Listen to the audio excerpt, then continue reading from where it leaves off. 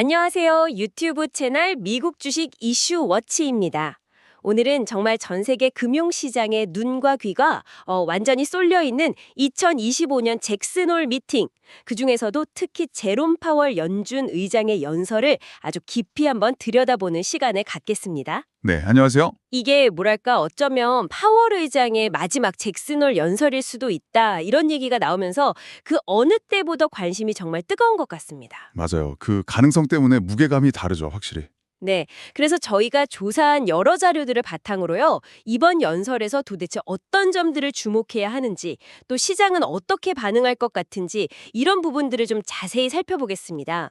특히 요즘 시장 분위기를 보면 금리 인하에 대한 기대감이 상당하잖아요. 그렇죠. 그 기대감이 거의 뭐 최고조에 달한 것 아닌가 싶을 정도죠. 네, 그래서 그 부분도 중점적으로 다뤄보겠습니다. 그럼 먼저 이 잭슨홀 미팅이라는 게 정확히 뭐고 왜 이렇게 중요한 건지부터 좀 짚고 넘어가야 할 것 같아요. 네, 좋습니다.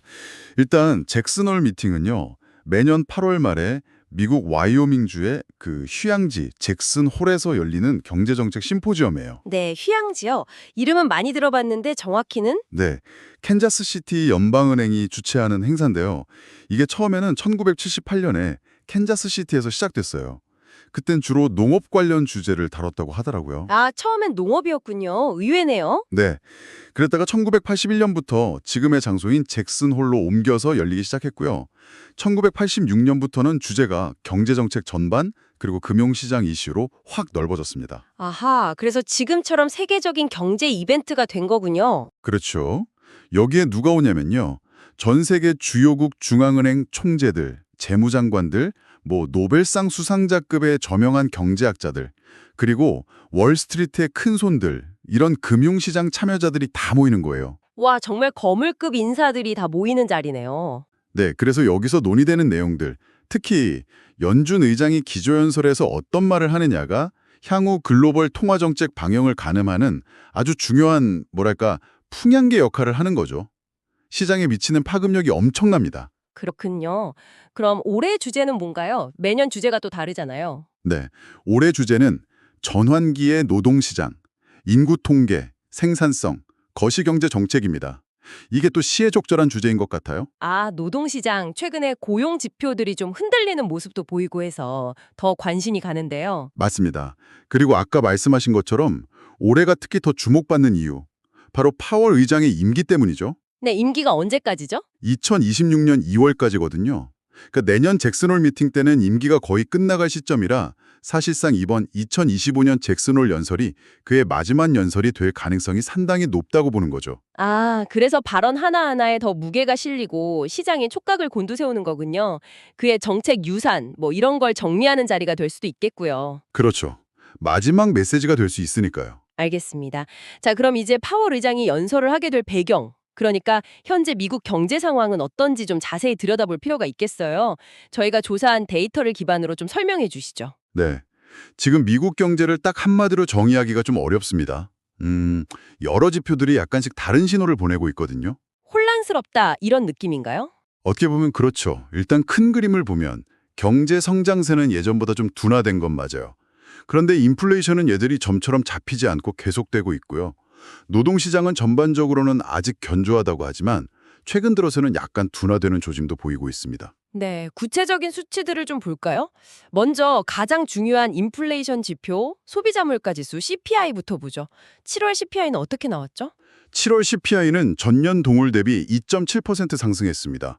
이게 6월하고 같은 수준이고 시장 예상치였던 2.8%보다는 조금 낮게 나왔어요. 예상치보다 낮게 나왔으면 좋은 신호 아닌가요? 네, 일단 헤드라인 수치만 보면 그렇게 볼 수도 있죠.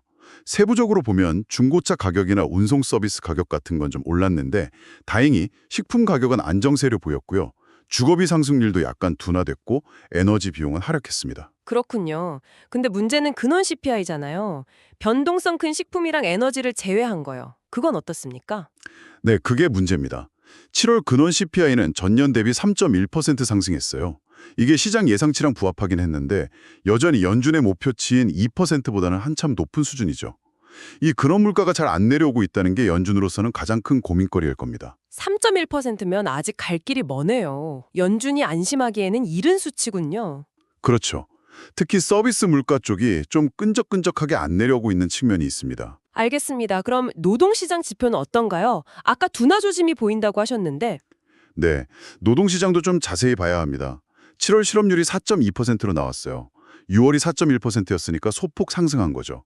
실업자 수도 좀 늘었고요. 4.2%면 역사적으로 보면 아직 낮은 수준 아닌가요? 네, 절대적인 수준 자체는 낮다고 볼 수 있어요. 그런데 더 주목해야 할 건 노동시장 참가율입니다. 이게 62.2%로 떨어졌는데 2022년 11월 이후로 가장 낮은 수치예요. 참가율이 떨어졌다는 건 일할 의사가 있는 사람들이 줄었다는 뜻인가요? 그렇죠. 구직 활동 자체를 포기하는 사람들이 늘어났다고 해석할 수 있는 부분이라 실업률 숫자만 보는 것보다 더 우려스러운 신호일 수 있습니다. 게다가 7월 비농업 부문 고용자 수 증가폭도 시장 예상치를 밑돌았고 심지어 5월과 6월 고용 수치도 하향 조정됐어요. 아, 과거 데이터까지 수정됐다면 이건 좀 심각하게 봐야 할 수도 있겠는데요. 네.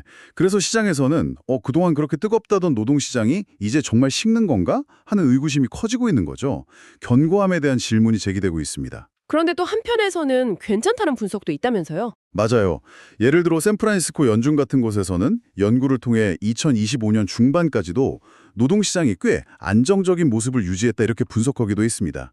그리고 올해 잭슨홀 주제처럼 인구 통계학적인 변화, 예를 들면 고령화나 이민자 유입 같은 것들이 노동시장에 미치는 영향도 복합적으로 고려해야 할 변수라서 딱 잘라 말하기는 어렵습니다. 그렇군요.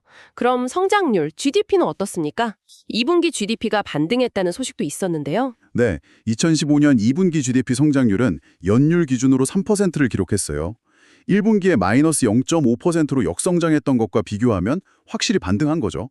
소비 지출이 좀 늘어난 영향이 컸습니다. 3%면 꽤 괜찮은 성장인데요. 그러면 경기 침체 우려는 좀 덜어도 되는 건가요? 그렇게 보기에는 아직 좀 이릅니다. 2분기 반짝 반등에도 불구하고 연간 전체 GDP 성장률 전망치는 오히려 1.1%로 하향 조정된 상태예요. 그러니까 하반기로 갈수록 성장세가 다시 둔화될 거라는 예상이 우세한 거죠. 아, 연간 전망치는 낮아졌군요. 그럼 여전히 안심할 단계는 아니네요. 그쵸. 스태그플레이션, 그러니까 저성장, 고물가 상황에 대한 우려가 완전히 가신 건 아닙니다. 그리고 또 다른 변수들도 있지 않습니까? 예를 들어 정치적인 부분이라던가? 네, 그것도 고려해야죠. 특히 트럼프 전 대통령이 계속 언급하고 있는 수입품 관세 문제. 반도체나 의약품 같은 주요 품목에 25% 관세를 부과하겠다는 계획이 만약 현실화된다면 이건 인플레이션을 다시 끌어올리는 아주 큰 요인이 될 수 있습니다. 아, 맞다. 그 관세 이슈가 있었죠. 현실화되면 물가가 다시 뛸 수도 있겠네요. 네, 상당한 상승 압력이 될 수 있습니다. 그리고 노동시장이 좀 둔화되는 조짐이 보이긴 하지만 여전히 임금 상승 압력 자체는 높은 수준을 유지하고 있다는 점도 인플레이션 측면에서는 부담이고요. 정말 여러 요인들이 복잡하게 얽혀 있네요. 자, 그럼 이런 복잡한 경제 상황 속에서 파월 의장은 과연 무슨 말을 할까? 이게 가장 궁금한데요. 저희 분석을 토대로 예상 발언을 좀 나눠보죠. 저는 좀 긍정적인, 그러니까 시장이 기대하는 완화적인 관점에서 한번 보겠습니다. 네, 저는 그럼 반대로 좀 신중론적인, 매파적인 가능성에 초점을 맞춰서 이야기해 보겠습니다. 좋습니다. 일단 시장이 가장 간절히 바라는 건 역시 금리 인하에 대한 신호겠죠. CME 피드와치2를 보면요. 지금 시장 참여자들은 9월 FOMC 회의에서 기준금리를 0.25%포인트 인하할 가능성을 무려 85% 정도로 보고 있습니다. 거의 확실시하는 분위기예요. 85%면 정말 높은 수치네요. 네. 그리고 연말까지 추가로 한두 차례 더 인하할 거라는 기대감도 상당히 깔려 있고요. 이런 기대감의 가장 큰 근거는 역시 최근에 발표된 7월 고용지표의 부진입니다. 아까 말씀하신 것처럼 실업률 상승, 참가율 하락, 고용 증가폭 둔화 이런 것들이 연준에게 이제 금리 좀 내려도 되지 않나 하는 명분을 제공한다는 거죠. 확실히 고용 둔화는 금리 인하 쪽으로 무게를 실어주는 요인이긴 하죠. 그렇죠. 그래서 파월 의장이 연설에서 이 노동시장 둔화에 대한 우려를 좀 표명하면서 자연스럽게 다음 달 금리 인하 가능성을 간접적으로라도 시사하지 않겠느냐 이런 기대가 큰 겁니다.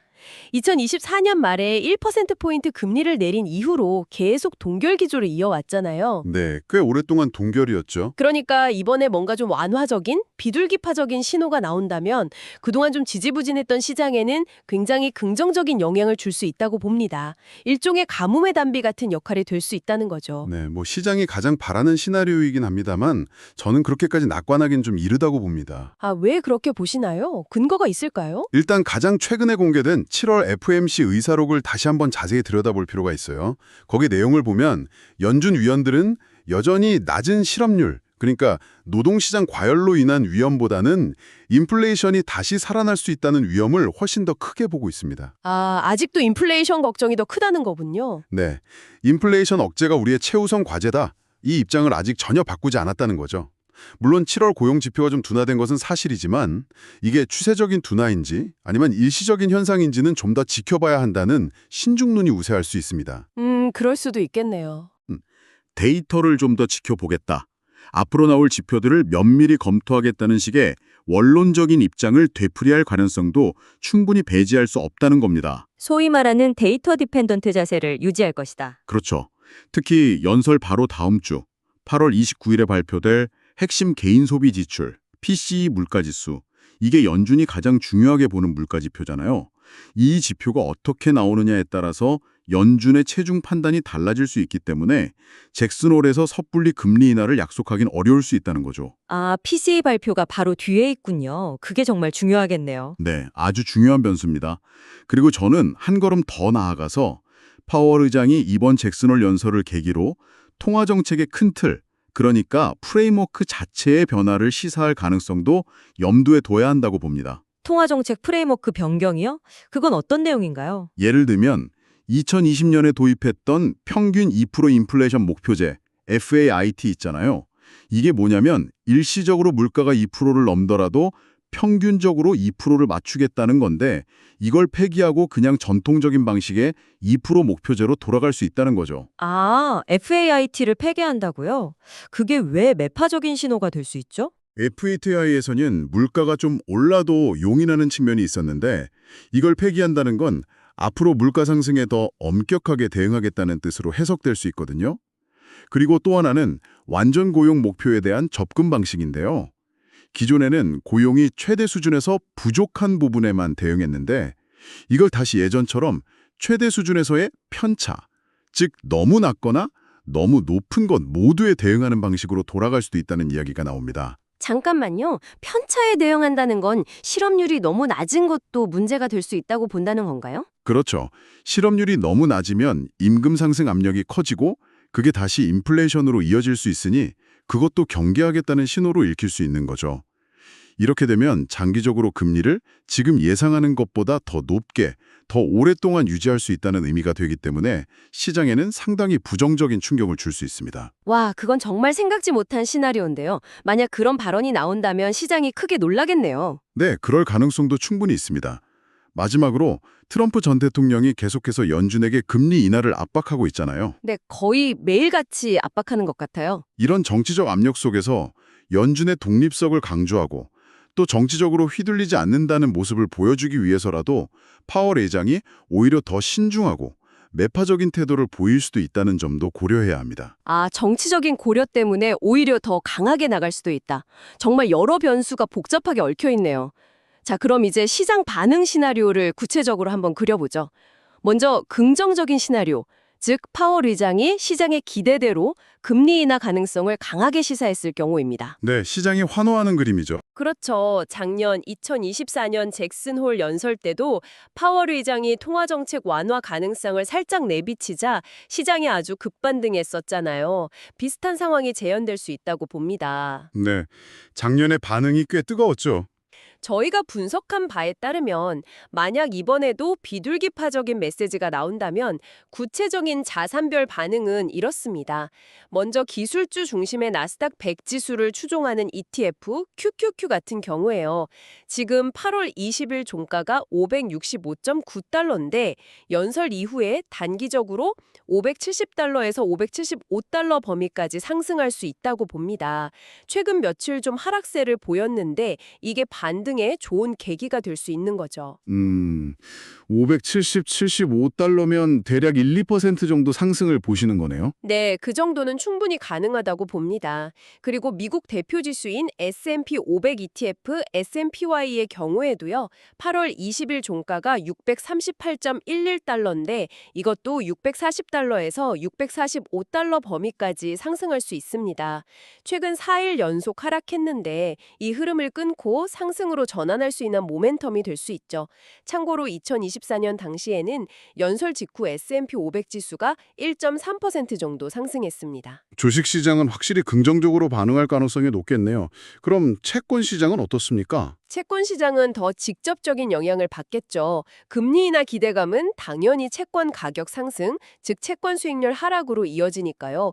대표적인 장기 국채 ETF인 TLT를 보면 현재 10년 만기 국채 수익률이 4.332% 수준인데 이게 4.25% 이하로 떨어질 수 있다고 봅니다. 4.25% 아래면 꽤 큰 폭의 하락인데요. 네, 시장 기대가 반영된다면 가능하다고 봅니다. 수익률이 이렇게 떨어지면 TLT 가격은 당연히 오르겠죠? 8월 20일 종가가 86.84달러인데 이게 87.5달러에서 88.5달러 범위까지 상승할 수 있습니다. 8월 들어서 TLT 가격이 계속 하락세를 보였는데 이 추세를 되돌릴 수 있는 중요한 계기가 될 수 있습니다. 금리 인하 기대가 높아지면 장기 국채가 매력적으로 보일 수 있겠군요. 그렇죠. 그리고 마지막으로 미국 달러 가치는 어떻게 될까요? 금리 인하 기대는 보통 달러와 약세 요인이잖아요. 네, 일반적으로는 그렇죠. 금리가 낮아지면 달러 자산의 매력도가 떨어지니까요. 네. 그래서 달러 지수를 추종하는 ETF, UUP 같은 경우는 하락할 가능성이 높습니다. 달러 약세에 베팅하는 거죠. 종합하면 비둘기파적 연설은 주식과 채권, 가격 상승, 그리고 달러 약세로 이어질 것이다. 이렇게 정리할 수 있겠네요. 네, 맞습니다. 시장이 가장 바라는 시나리오죠. 자, 그럼 이제 반대의 경우를 생각해보죠. 제가 아까 말씀드렸던 것처럼 파월 의장이 여전히 인플레이션 억제를 최우선 과제로 강조하거나 금리 인하에 대해서 아주 신중한 혹은 부정적인 입장을 보인다면 시장은 어떻게 반응할까요? 생각만 해도 좀 아찔한데요. 기대가 큰 만큼 실망도 클 수 있으니까요. 맞습니다. 이런 매파적인 메시지가 나올 경우 시장은 정말 크게 실망할 수 있습니다. 2022년 잭슨홀 연설을 기억하실 필요가 있어요. 그때 파월 의장이 인플레이션을 잡기 위해 고통이 필요하다는 아주 짧고 단호한 매파적 발언을 했었죠. 네, 기억납니다. 그때 시장이 정말 충격을 받았었죠. 네. 그날 하루에만 S&P 500 지수가 3% 넘게 폭락했습니다. 만약 이번에도 비슷한 톤의 발언이 나온다면 그때와 유사하거나 어쩌면 더 큰 충격이 올 수도 있습니다. 왜냐하면 지금 시장의 금리 인하 기대치가 2022년보다 훨씬 더 높기 때문이죠. 기대가 높을수록 실망 매물도 더 많이 나올 수 있겠군요. 그렇죠. 구체적으로 예측해보면 나스닥 100 ETF QQQ는 현재 565.9달러에서 560달러에서 565달러 범위 혹은 그 이하로 하락할 수 있습니다. 낙폭이 상당히 클 수 있다는 거죠. 560달러 아래로도 떨어질 수 있다고요? 네, 충분히 가능합니다. 2022년의 경험을 비춰보면요. S&P 500 ETF SPY 역시 현재 638.11달러에서 630달러에서 635달러 범위 혹은 그 밑으로까지 하락할 수 있습니다. 주식시장 전반에 걸쳐서 매도세가 거세질 수 있다는 거죠. 그럼 채권 시장은 어떻게 될까요? 금리 인하 기대가 꺾이는 거니까. 채권 시절도 당연히 부정적인 영향을 받겠죠. 금리 인하 기대가 후퇴하면 채권 가격은 하락하고 반대로 채권 수익률은 상승할 겁니다. 10년 만기 국채 수익률은 현재 4.332%에서 4.40% 이상으로 치솟을 수 있습니다. 4.4% 위로요? 네, 과거 파월 의장의 잭슨홀 연설 이후 10년물 수익률이 평균적으로 약 21bp, 그러니까 0.21%포인트 정도 상승했던 경향이 있다는 분석도 있습니다. 만약 이번에도 매파적이라면 그 정도 혹은 그 이상 상승할 수 있다는 거죠. 이렇게 되면 장기국채 ETF TLT 가격은 현재 86.84달러에서 86.0달러에서 86.5달러 범위 혹은 그 이하로 하락할 가능성이 큽니다. 채권 투자자들에게는 안 좋은 소식이네요. 그럼 달러는 어떻게 될까요? 매파적인 기조는 일반적으로 달러 강세를 지지합니다. 연준이 금리를 높게 유지하거나 인하 시점을 늦출 거라는 예상에 퍼지면 달러 자산의 매력도가 높아지니까요. 그래서 달러 지수 ETF, UUP는 상승할 가능성이 높습니다. 과거 잭슨홀 연설 이후 달러 가치가 평균 1.4% 정도 상승했다는 통계도 있어요. 8월 들어서 UUP가 큰 변동 없이 횡보하는 모습을 보였는데 이번 연설이 방향성을 결정짓는 중요한 계기가 될 수 있습니다. 그렇군요. 매파적 발언이 나오면 주식과 채권은 하락하고 달러는 강세를 보이는 정반대의 시나리오가 펼쳐지는 거네요. 네, 정확합니다. 그리고 제가 강조하고 싶은 것은 현재 시장의 금리 인하 기대가 정말 매우 높은 상태이기 때문에 파월 의장이 그냥 중립적인 발언, 그러니까 특별히 비둘기파적이지도 매파적이지도 않은 발언만 하더라도 시장은 실망감의 매물을 쏟아낼 수 있다는 점입니다. 기대치가 너무 높아서 기대에 못 미치는 것 자체가 악재로 작용할 수 있다는 거죠. 변동성에 극심해질 수 있으니 이 점을 반드시 유념해야 합니다. 와, 정말 이번 잭슨홀 연설은 한 치 앞을 내다보기 어렵네요. 어느 쪽으로든 시장이 크게 움직일 수 있다는 거군요. 맞습니다. 그래서 더더욱 과거 파월 의장의 잭슨홀 연설과 그때 시장 반응을 되짚어보는 것이 중요합니다. 역사에서 교훈을 얻을 수 있거든요. 네, 그 부분도 자세히 살펴보죠. 과거 사례들을 보면 올해를 전망하는 데 도움이 될 것 같습니다. 네, 한번 거슬러 올라가 보죠. 먼저 2019년입니다. 그때 파월 의장은 경기 확장세를 유지하기 위해 적절하게 행동할 것이라는 발언을 했어요. 아, 적절하게 행동하겠다. 이게 약간 완화적인 뉘앙스였죠. 네, 시장에서는 이걸 금리 인하 신호로 받아들였고 실제로 이후에 연준은 금리를 인하했습니다. 시장 기대에 어느 정도 부응하려는 모습을 보인 거죠. 다만 그때 트럼프 대통령은 이걸로는 부족하다면서 더 강한 금리 인하를 요구하며 비판하기도 했었습니다. 그랬었죠.